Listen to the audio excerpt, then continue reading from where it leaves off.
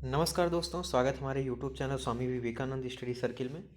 जैसा कि आप लोग जानते हैं, आज सी टेट का एग्ज़ाम था, तो उसका प्रश्न पत्र हमारे पास है। उसके आंसर्स मैं आपको बताऊंगा।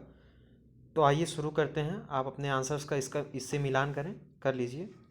पर्यावरण हम शुरू करते हैं पहले। आइए पहला प्रश्न देखते हैं। उपाख्यान अभिलेखों में क्या नहीं दर्ज करना चाहिए? ऑप्शन दिया है, मुख्य रूप से समस्याग्रस्त स्थितियों की पहचान करना, निर्णय वाले कथनों को लिखना, मजबूतियों और कमजोरियों की पहचान करना, बच्चे की रुचियों और संबंधों आदि की पहचान करना। तो इसमें जो सही आंसर होगा वो ऑप्शन नंबर डी सी, यहाँ तीसरा वाला ऑप्शन सही होगा। ए, सी और डी तीनों, ये वाला आप सही करेंगे। अगला देखते हैं। आप एक एकीकृत ईवीएस कक्षा के लिए कैसे योजना बनाएंगे? ऑप्शन दिया है, अलग योजनाओं में सभी विषयों को अलग करेंगे, विज्ञान और सामाजिक विज्ञान के लिए अलग अध्यापकों का प्रबंध करेंगे, पर्यावरण विज्ञान के लिए अलग अध्यापक का प्रबंध करेंगे, या एक पाठ में दो या दो से अधिक विषय क्षेत्र को मिलाएंगे।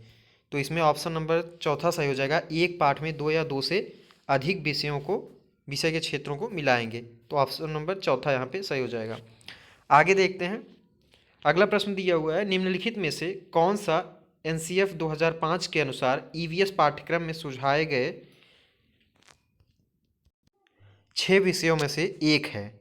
प्राकृतिक संसाधन, चीज़ें जो हम बनाते हैं और करते हैं, चीज़ें कैसे काम करती हैं, या पदार्थ। तो इसमें जो सही ऑप्शन होगा वो होगा चीज़ें जो हम बनाते और करते हैं। तो ये वाला ऑप्शन सही हो जाएगा। अगला देखते हैं। आगे देखते हैं, निम्नलिखित में से क्या रचनात्मक आकलन के संबंध में सही नहीं है? अधिगम को सुदृढ़ करने के लिए यह अध्यापक को समय पर कार्रवाई करने में मदद करता है, इसको छात्रों की प्रगति की निगरानी करनी है, बच्चे के सीखने की कोई भी जानकारी रचनात्मक आकलन में मदद कर सकती है, या रिपोर्ट कार्ड के प्रत्येक तिमाही में इसकी सूचना दिमानी है। तो इसमें ऑप्शन नंबर जो है वो चौथा सही हो जाएगा। रिपोर्ट कार्ड के प्रत्येक तिमाही में इसकी सूचना दिमानी नहीं है। तो ये ऑप्शन नंबर चौथा यहाँ पे सही हो जाएगा। आगे देखते हैं। स्मिता अपने शिक्षार्थियों को कार्य से संबंधित लैंगिक विषमता और रूढ़िवादी छवियों के प्रति संवेदनशील करना चाहती है। स्मिता को निम्नलिखित में से अपनी कक्षा में क्या करना चाहिए? विभिन्न प्रकार के कार्यों के फ्लैश कार्ड दिखाए, केवल लड़कों से प्रतिदिन कक्षा को साफ करने को कहे, एक छात्र की मां को कक्षा में आमंत्रित करे जो ऑटो चालक है, और चौथा दिया हुआ है रूढ़िवादी मॉडलों को छात्रों को प्रस्तुत करे। तो इसमें ऑप्शन नंबर तीसरा सही हो जाएगा। एक छात्र की मां को कक्षा में आमंत्रित करे जो ऑटो चालक है। तो ऑप्शन नंबर तीसरा यहाँ पे सही होगा। आगे देखते हैं। पुनीत ने अपनी कक्षा 5 के शिक्षार्थियों को मानव शरीर की एक रूपरेखा दी और उन्हें भोजन विषय पढ़ाने से पहले पाचन तंत्र को बनाने को कहा। पुनीत क्या चाहता था?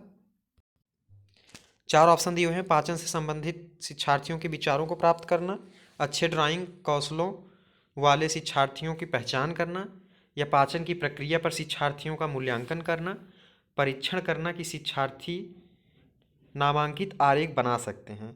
तो इसमें जो उसका वो चाहता था, पाचन की प्रक्रिया पर शिक्षार्थियों का मूल्यांकन करना। तो इसमें ऑप्शन नंबर तीसरा सही हो जाएगा। आगे देखते हैं हम लोग। मुस्कान ने परिवहन में डीजल वाहनों का उपयोग निषिद्ध होना चाहिए विषय पर एक वाद विवाद का आयोजन किया। मुस्कान के द्वारा इस विषय पर कक्षा में वाद विवाद के आयोजन का क्या उद्देश्य हो सकता है? यह छात्रों के विचारों को जानने और उन्हें सही करने में मदद करेगा, या आधुनिक वाहनों के उपयोग के लाभों पर छात्रों को संवेदनशील बनाना चाहती है, यह इस मुद्दे पर छात्रों को कई दृष्टिकोण की सराहना करने में मदद करता है, या वह पूरी तरह से परिवहन में डीजल वाहनों पर प्रतिबंध लगाने की आवश्यकता पर छात्रों को संवेदनशील बनाना चाहती है।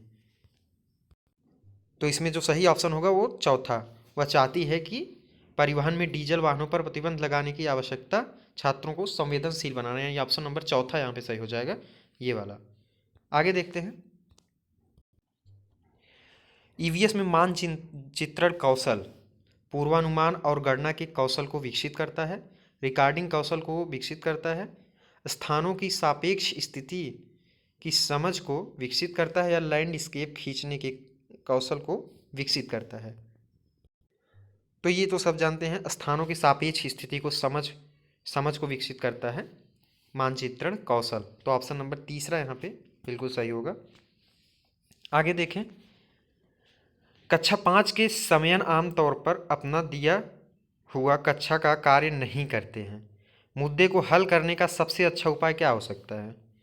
किसी दूसरे बच्चे को उसकी कक्षा के कार्य को पूरा कराने में मदद करे, माता पिता से बात करे और उन्हें सलाह दे, उसे वैकल्पिक और आसान गृह कार्य दे, या उसकी कठिनाई का पता लगाने और उसके अनुसार कक्षा कार्य को समायोजित करने की बात करे। तो क्या होगा? यहाँ पे हो जाएगा ऑप्शन नंबर 4, उसकी कठिनाई का पता करे। तो ये वाला ऑप्शन सही हो जाएगा, ऑप्शन नंबर चौथा। आगे देखते हैं अगला क्वेश्चन। निम्नलिखित में से क्या ईवीएस में आकलन का एक व्यापक संकेतक नहीं है? न्याय के प्रति सरोकार, समानता के प्रति सरोकार, अवधारणा मानचित्रण, या सहयोग। तो कौन सा ऑप्शन सही हो जाएगा? तो इसमें ऑप्शन नंबर तीसरा सही होगा, अवधारणा मानचित्रण। तो ये वाला ऑप्शन सही होगा। आगे देखते हैं। कुछ हजार साल पहले भारत में तालाबों के निर्माण के अल बरूनी के अवलोकन के आधार पर कक्षा 5 के ईवीएस के पाठ्यपुस्तक में एक अनुच्छेद है। इस अनुच्छेद को शामिल करने का क्या उद्देश्य होगा?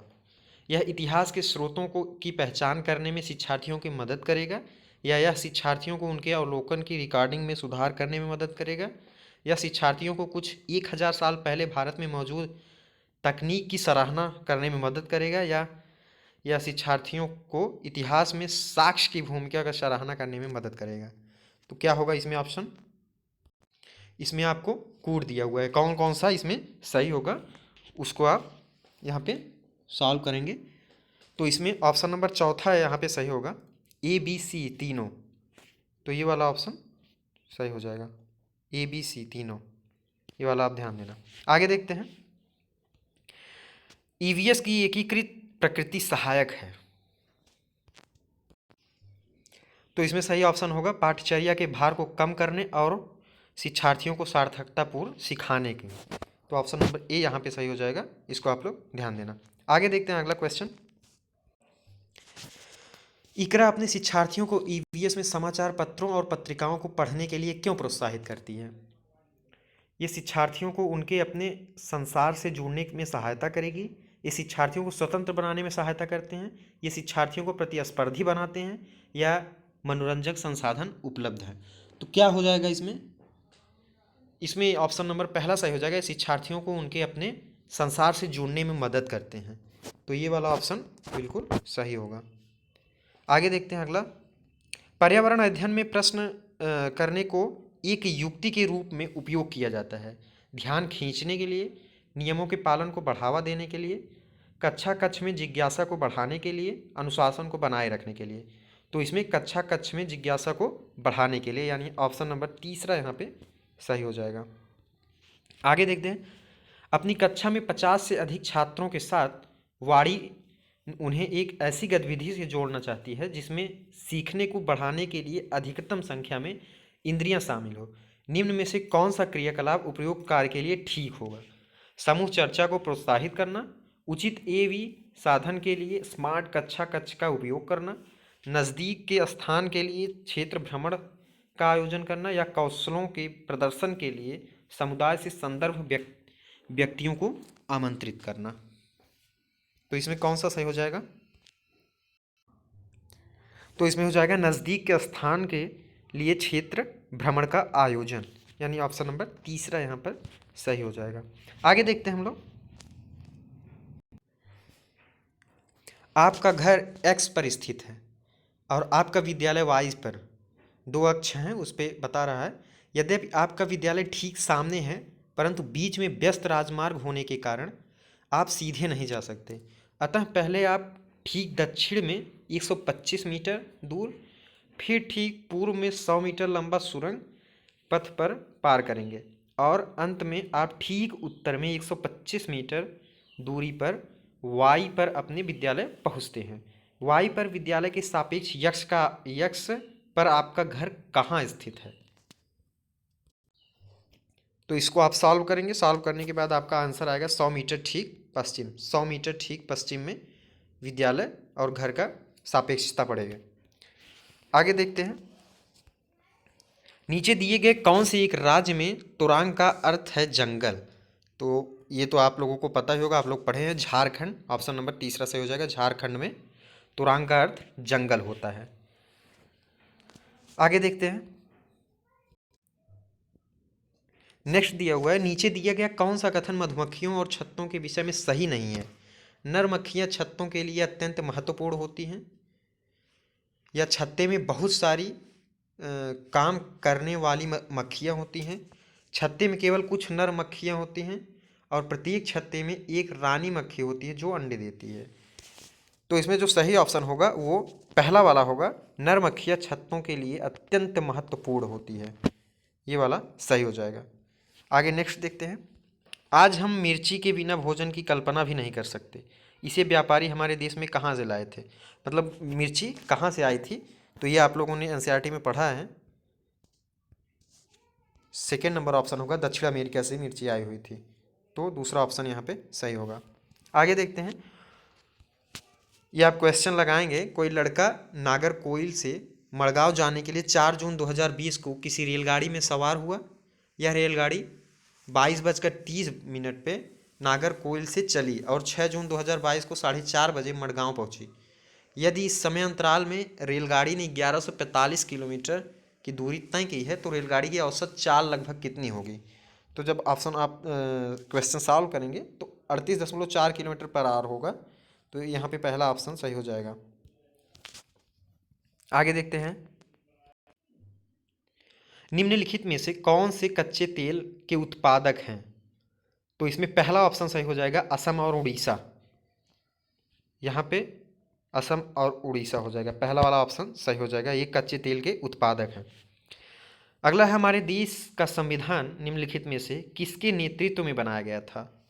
तो ये तो सब लोग जानते हो, डॉक्टर भीमराव अंबेडकर, बाबा साहब अंबेडकर के नेतृत्व में हमारे देश का संविधान बना हुआ था। यानी ऑप्शन नंबर दूसरा यहाँ पे सही होगा। आगे देखते हैं, पौधों के लिए किए जाने वाले नीचे दिए गए कार्यों पर विचार कीजिए। यानी पौधों के द्वारा जो कार्य किए जाते हैं, पौधों को सहारा देना, ह्यूमस प्रदान करना, भोजन संचित या भंडारण करना, या पानी और खनिजों को अवशोषित करना। तो इसमें ह्यूमस प्रदान करना, क्योंकि ये बैक्टीरिया करते हैं ना कि पौधे। ऑप्शन नंबर डी यहाँ पे सही हो जाएगा। आगे देखते हैं नेक्स्ट, निम्नलिखित में से कौन सा एक भारत का संघ शासित प्रदेश नहीं है? तो इसमें जम्मू और कश्मीर, चंडीगढ़ और लद्दाख, ये तीनों संघ शासित प्रदेश हैं, लेकिन मणिपुर जो है वो एक राज्य है, स्वतंत्र राज्य है। तो यहाँ पे दूसरा वाला ऑप्शन सही होगा। नेक्स्ट हम लोग देखते हैं, निम्नलिखित में से खाद्य पदार्थों के उस समूह को चुनिए जिसके प्रत्येक सदस्य में लौह तत्व प्रचुर मात्रा में होता है। तो यहाँ पे ऑप्शन नंबर पहला सही हो जाएगा, आंवला, पालक और गुड़। इसमें लौह जो है बहुत प्रचुर मात्रा में होता है। तो ऑप्शन नंबर पहला यहाँ पे आप सही करेंगे। निम्नलिखित में से पक्षियों का वह समूह चुनिए जिसका प्रत्येक सदस्य हमारी तुलना में 4 गुनी अधिक दूरी की वस्तुओं को देख सकता है। तो एनसीईआरटी आप पढ़े होंगे, उसमें सीधा सीधा दिया हुआ है कि 5 चील और गिद्ध लगभग 6 या 4 गुना हम लोगों से ज़्यादा देख सकते हैं। तो ऑप्शन नंबर यहाँ पे तीसरा सही हो जाएगा, बिल्कुल सही। आगे देखते हैं, पोचमपल्ली भारत के दक्षिणी राज्य का एक कस्बा है जो सुंदरता से डिज़ाइन की गई है। डिज़ाइन की चमकदार रंगों की पोचमपल्ली साड़ियाँ और विशेष प्रकार की बुनाई, जिसे भी पोचमपल्ली ही कहते हैं, किस लिए प्रसिद्ध है? यह कस्बा किस राज्य का भाग है? तो इस समय ये कस्बा तेलंगाना का है। पहले आंध्र प्रदेश का हुआ करता था, लेकिन इस समय तेलंगाना का। तो यहाँ पे आप ऑप्शन नंबर दूसरा सही करेंगे, तेलंगाना में है। आगे देखते हैं, नेक्स्ट है, भारत के मानचित्र में दिल्ली की स्थिति के सापेक्ष गांधीनगर यानी गुजरात की राजधानी और पटना बिहार की राजधानी की दिशाएं क्रमशः हैं। तो इस तरह से अगर हम मान लें यहाँ पे दिल्ली है तो गांधीनगर इधर है और पटना इधर है, तो आप देख सकते हैं कौन सा किस तरह से। तो यहाँ पहला ऑप्शन सही होगा, दक्षिण पश्चिम और दक्षिण पूर्व, ये वाला ऑप्शन सही हो जाएगा। आगे नेक्स्ट देखते हैं, निम्नलिखित में से किसने मटर के पौधों के साथ प्रयोग किए और यह पाया कि मटर के पौधे कुछ ऐसे लक्षण होते हैं जो जोड़ियों में पाए जाते हैं, जैसे चिकने या खुरदुरे, लंबे या बौने, पीले या हरे आदि। तो ये किसने रिसर्च किया हुआ था, इसको आपको बताना है। तो ग्रेगोर जॉन मेंडल, यानी ऑप्शन नंबर पहला सही हो जाएगा। तो ये क्वेश्चंस थे आपके पर्यावरण के। आप नेक्स्ट देख सकते हैं अगला पार्ट।